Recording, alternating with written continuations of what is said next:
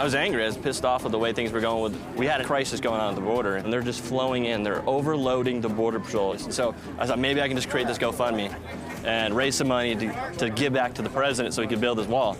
And everyday Americans, they were pissed off too. And ultimately, you know, it blew up back, and this was in December, and it raised $20 million in 20 days.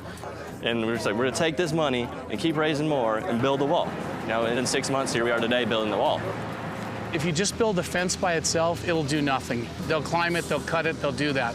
So we incorporated our abilities of a heavy civil contractor to produce a concrete road that you see in the background, to produce the lighting that they can have at night, and then all the high-end technology with the cameras and the iFids to detect tunnels, foot traffic, everything else.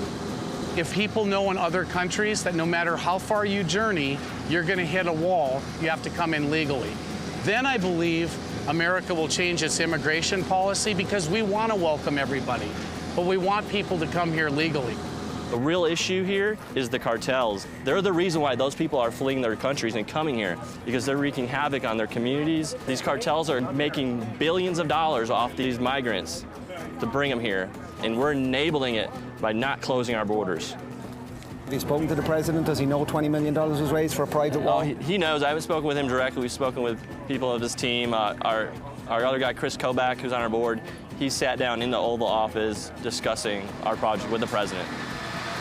Well, we've given the government a proposal right now that's sitting on their desk for 218 miles in 1 year. A lot of the naysayers, because the other government agencies can't say it can be built.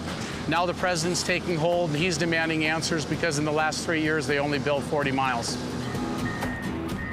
What's the plan with the next $20 million? Are you going to keep going that way the whole way to the Pacific? I wish. The original plan was mile by mile, section by section. We're just going to keep going, keep going, keep going, you know? It's just going to keep it in the spotlight, keep people talking about it, and try to have an impact.